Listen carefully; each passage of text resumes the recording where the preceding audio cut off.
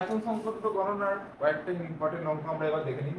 তাহলে ভর আয়তন সংকট গণনার ফার্স্ট অঙ্ক 27 ডিগ্রি সেলসিয়াস টেম্পারেচারে 27 ডিগ্রি সেলসিয়াস এবং 750 মিলিমিটার চাপে 1 লিটার CO2 উৎপন্ন করতে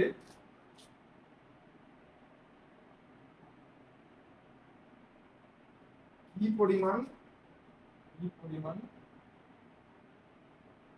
বিশুদ্ধ MgCO3 কে লঘু HCl এর সঙ্গে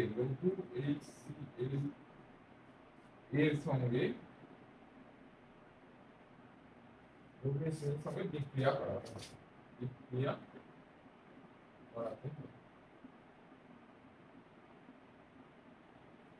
দেখো তোমরা ভর আয়তন সংক্রান্ত গণনার একটা পয়েন্ট ছিল যে যদি এসটিপি তে আয়তনটা না দেওয়া থাকে তাহলে এখানে এসটিপি তে বার করে নিতে হবে। যেহেতু 27 ডিগ্রি সেলসিয়াস টেম্পারেচার দেওয়া আছে এবং 750 মিলিলিটার চাপ দেওয়া আছে, নিশ্চয়ই এটা এসটিপি তে নেই। তাহলে এসটিপি তে আমাদের কত চাপ থাকে? এসটিপি তে চাপ 760 মিলিমিটার আর উষ্ণতা কত থাকে 0 ডিগ্রি সেলসিয়াস অর্থাৎ 273 কেলভিন। আর 27 ডিগ্রি সেলসিয়াস মানে কত কেলভিন? 27 ডিগ্রি সেলসিয়াস মানে হচ্ছে 273 প্লাস 27 মানে 300 কেলভিন। ঠিক আছে, তাহলে আমরা বয়েল এবং চার্লসের সমন্বয় সূত্র থেকে এসটিপি তে আগে বার করে নিতে হবে আয়তন। ঠিক আছে, 1 লিটারের যদি আয়তন এই 27 ডিগ্রি সেলসিয়াস এবং 750 মিলিলিটার চাপে যদি 1 লিটার হয় তাহলে এসটিপি তে কত হবে? তাহলে বয়েল এবং চার্লসের সূত্রের সমন্বয় P1 V1 বাই T1 সমান P2 V2 বাই T2। তাহলে এখানে P1 কত? P1 আমার দেওয়া আছে 750, V1 কত 1 লিটার দেওয়া আছে, P1 কত 27 ডিগ্রি সেলসিয়াস মানে 300 কেলভিন, P2 কত? P2 760 আমরা এসটিপি তে বার করব, V2 টা আমাদের বার করে নিতে হবে, আর T2 টা কত 273 এসটিপি। তো এইটা সমাধান করলে এখানে কেটা তাহলে V2 টা এখান থেকে বার পাবো আমরা কত?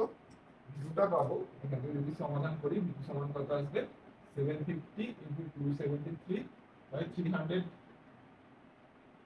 এটা করলে আমরা পাবো মোটামুটি 0.760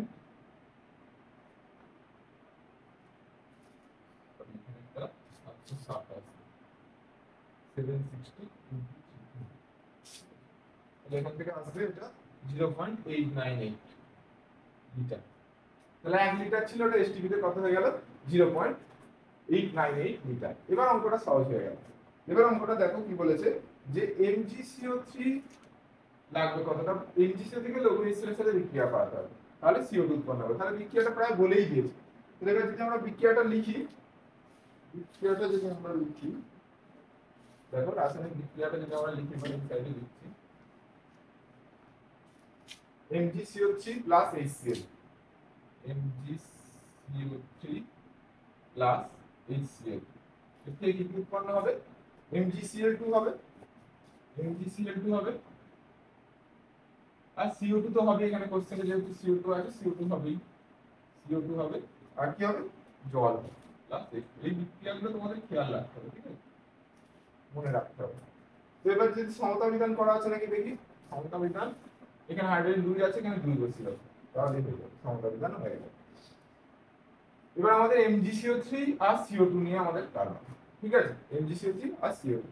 MgCO3 এখানে আমাদের যেটা জানতে হবে Mg কত 24, কার্বনের কত 12, অক্সিজেনের কত 16 into 3 16 into 3। এটা করলে কত আসবে? দেখো 36 plus 48, 36 plus 48 84। তাহলে আমরা এখান থেকে 0.898 লিটার এটা পেয়ে গেছি, লিটার 0.898 লিটার, ঠিক আছে, লিখে রাখলাম। তাহলে আমাদের 84 এর MgCO3 আর CO2 কত আমরা সবাই জানি 12 প্লাস 16 গুণ 2 মানে 12 প্লাস 32 ইকুয়াল টু 44। তাহলে দেখো 44 গ্রাম CO2 হচ্ছে, ঠিক আছে, মানে কত হচ্ছে 44 গ্রাম। কিন্তু এখানে এটা গ্রামে চাইনি, আয়তন চেয়েছে। তাহলে আয়তন এসটিপি তে কত হয়? এটা 44 গ্রাম CO2 এর আয়তন কত হয়? 22.4 লিটার, 22.4 লিটার।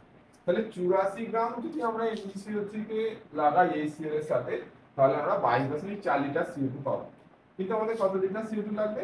এই 0.898 লিটার। এটা করতে কত গ্রাম আমাদের MgCO3 লাগবে সেটাই আমাদের বার করতে হবে। তাহলে এবার ওই তিন সহজ হয়ে গেল। 22.4 লিটার CO2 পাওয়া যায় 84 গ্রাম MgCO3 থেকে।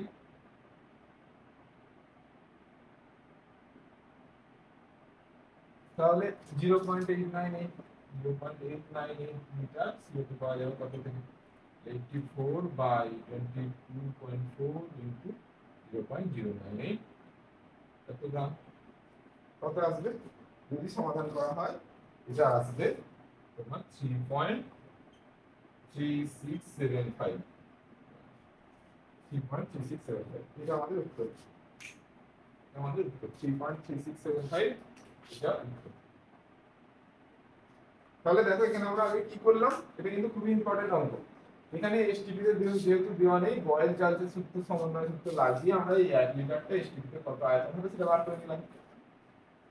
এবার আমরা এখানে কার্বন ডাই অক্সাইডে 44 গ্রাম কার্বন ডাই অক্সাইড এসটিপি তে 22.4 লিটার আয়তন দ্বিগুণ করে, সেটা তো আমরা জানি। সেজন্য 84 গ্রাম MgCO3 থেকে 22.4 লিটার CO2 পাওয়া যায়। তাহলে আমাদের 0.898 লিটার CO2 কত গ্রাম MgCO3 থেকে পাওয়া যাবে সেটা আমরা বার করে নিলাম। ঠিক আছে, তাহলে চলো নেক্সট অঙ্কে চলে যাই। অঙ্কটা হয়ে গেল। নেক্সট অঙ্ক আমাদের ভর আয়তন সংক্রান্ত গণনার দ্বিতীয় অঙ্ক।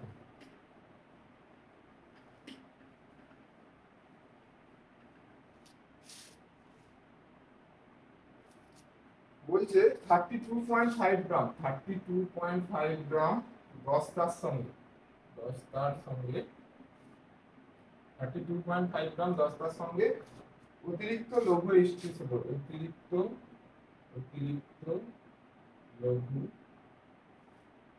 H2SO4 বা সালফিউরিক অ্যাসিড বিক্রিয়া করলে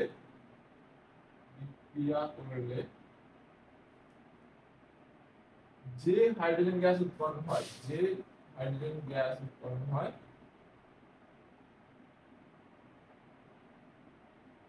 এসটিপি তে তার আয়তন কত?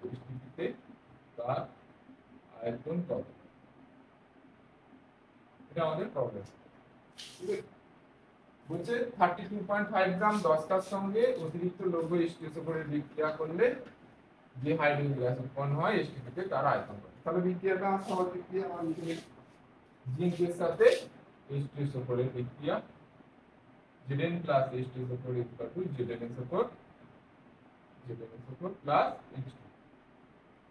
তাহলে সমতা বিধান করা আছে, তাই বিক্রিয়াটা সমতা বিধান করাই আছে। তাহলে জিঙ্কের ভরটা আমাদের জানতে হবে, জিঙ্ক 65, আগে একটা অঙ্ক করলাম Zn 65।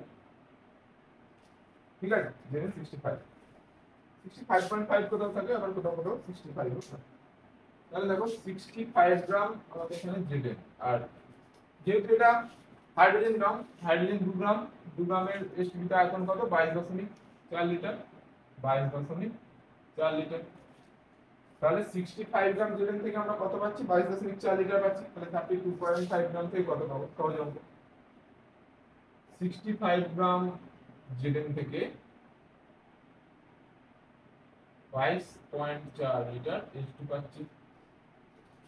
1 গ্রামে কত পাবো? 22.4/65 লিটার H2, আর আমাদের 32.5 গ্রাম Zn থেকে কত পাবো? 22.4 into 32.5/65, তাহলে এটা 32 65, তাহলে 32 2 দিয়ে কাটাকাটি চলে যাবে, এটা 2 দিয়ে কাটাকাটি চলে যাবে, 11.2 লিটার H2। এটা আমাদের উত্তর। তাহলে 65 গ্রাম থেকে যদি আমরা 22.4 লিটার পাই, তাহলে 32.5 থেকে কত পাবো? 11.2 লিটার H2S পাবো। আর একটা লাস্ট অঙ্ক আমরা দেখে নিই, চলো।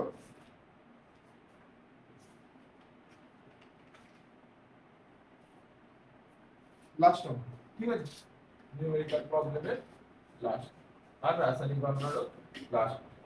এটা রাসায়নিক গণনা তোমাদের লাস্ট ভিডিও, রাসায়নিক গণনা চ্যাপ্টারটা লাস্ট ভিডিও করব। রাসায়নিক গণনা চ্যাপ্টারের থিওরি আগেই শেষ হয়ে গেছে। আজকে কিছু ইম্পর্টেন্ট নিউমেরিক্যাল অঙ্ক, নিউমেরিক্যাল প্রবলেমস আমাদের দেখতে হবে। দেখো এসটিপি তে বলছে, এসটিপি তে 11.2 লিটার অ্যামোনিয়া 11.2 লিটার অ্যামোনিয়া তৈরি করার জন্য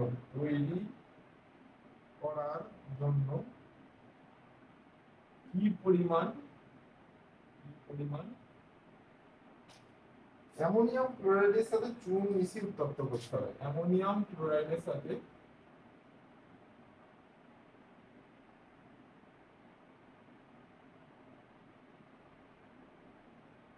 চুন মিশিয়ে উত্তপ্ত করতে হবে। চুন মিশিয়ে উত্তপ্ত করতে হবে। 11.2 লিটার অ্যামোনিয়া তৈরি করার জন্য কি পরিমাণ অ্যামোনিয়াম ক্লোরাইডের সাথে চুন মিশিয়ে উত্তপ্ত করতে হবে। তাহলে দেখো বিক্রিয়াটা তোমরা জানো, এখানে তিনটি জিনিস দেওয়া আছে। নাইট্রোজেনের আণবিক ভর 14 দেওয়া আছে, হাইড্রোজেনের 1 দেওয়া আছে, আর ক্লোরিনের 35.5। আমরা যদিও জানি সবগুলো। তাহলে বিক্রিয়াটা দেখো লিখে নিই। অ্যামোনিয়াম ক্লোরাইড NH4Cl, তার সাথে কার বিক্রিয়া হচ্ছে? চুন। চুন বলতে এখানে মেইনলি পরিচুনকে বোঝানো হয়, CaOH এর হোল 2। এর সাথে বিক্রিয়া হলে কি তৈরি হয়? ক্যালসিয়াম ক্লোরাইড তৈরি হয়, CaCl2,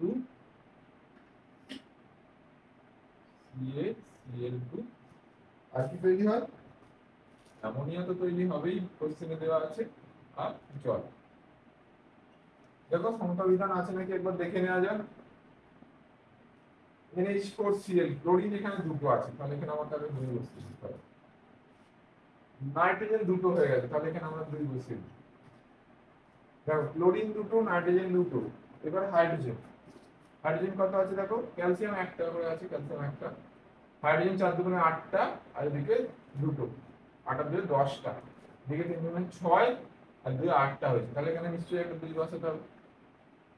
দেখো এবার সবগুলো সমতা বিধান হয়ে গেছে। এবার আমাদের দরকার কাকে কাকে? অ্যামোনিয়াম ক্লোরাইড আর অ্যামোনিয়া, অ্যামোনিয়াম ক্লোরাইড আর অ্যামোনিয়া। তাহলে এর আণবিক ভরটা বার করে নাও। তাহলে 2 আগে গুণ হবে বাইরে, NH4Cl, N কত? 14, হাইড্রোজেন 4টে আছে, প্লাস 4, আর ক্লোরিন 35.5। দেখো কত আসছে? 14 আর 4 18, আর 18 আর 25, 18 আর 25 53.5, 53.5 ইনটু 2 কত আসবে? এটা 53.5 ইনটু 2। এরকমই থাক, পরে কাটাকাটি করব। আর এদিকে কি তৈরি বলেছে? অ্যামোনিয়া। অ্যামোনিয়া কত হবে? 2 বাইরে রেখে দাও, নাইট্রোজেনের 14, হাইড্রোজেনের 3, 17 দুগুণে 34, ঠিক আছে 34। তাহলে এত 2 ইনটু 53.5 গ্রাম NH4Cl বা অ্যামোনিয়াম ক্লোরাইডের সাথে চুন মিশালে কি হবে? আমাদের 34 গ্রাম বা 22.4 ইনটু 2, 22.4 ইনটু 2, অর্থাৎ 44.8 লিটার অ্যামোনিয়া পাবো। 44.8 লিটার অ্যামোনিয়া পাবো। যদি এটা 2 গুণ হিসাবে রেখে দিই তাহলে সুবিধা হবে, কারণ এই দিকে কাটাকাটি সুবিধা হবে। দেখো এবার ওয়েটিং নিয়ম আমরা করলে কি করব? কি বলেছে এখানে? আমাদের 11.2 লিটার অ্যামোনিয়া তৈরি করতে হবে। আমরা এখানে কত পাচ্ছি? 2 ইনটু 22.4 এত অ্যামোনিয়া পাচ্ছি। কত থেকে? কত গ্রাম অ্যামোনিয়াম ক্লোরাইড থেকে? 2 ইনটু 53.5 থেকে পাচ্ছি। 2 ইনটু 53.5 NH4Cl থেকে পাচ্ছি, ঠিক আছে? তাহলে আমাদের 11.2 দরকার। 11.2 NH3, এত লিটার NH3 কোথা থেকে পাবো? তাহলে দেখো 2 into 53.5 by 2 into 22.4 into 11.2 into 11.2। দেখো এই দুই কেটে যাবে, 11.2 ইনটু 2 হলে 22.4, তাহলে 53.5 বাই 2, 53.5 বাই 2, 53.5 বাই 2, বা এটা কত আসছে? 26.75, 26.75 গ্রাম। তাহলে দেখো 11.2 লিটার অ্যামোনিয়া তৈরি করার জন্য আমাদের কত গ্রাম NH4Cl দরকার? 26.75 গ্রাম। এই ছিল তোমাদের ভর সংক্রান্ত এবং ভর আয়তন সংক্রান্ত কিছু ইম্পর্টেন্ট নিউমেরিক্যাল প্রবলেম। রাসায়নিক গণনা চ্যাপ্টারটা আমরা এখানেই শেষ করছি। নেক্সট ভিডিওতে আমরা আবার পরবর্তী নতুন একটা চ্যাপ্টার নিয়ে আসবো। চলো, আজকে তোমাদের ভিডিওটা যদি খুব ভালো লেগে থাকে তাহলে তোমরা লাইক এবং সাবস্ক্রাইব করে দিও এবং আমাদের চ্যানেলটাকে ভিজিট করো।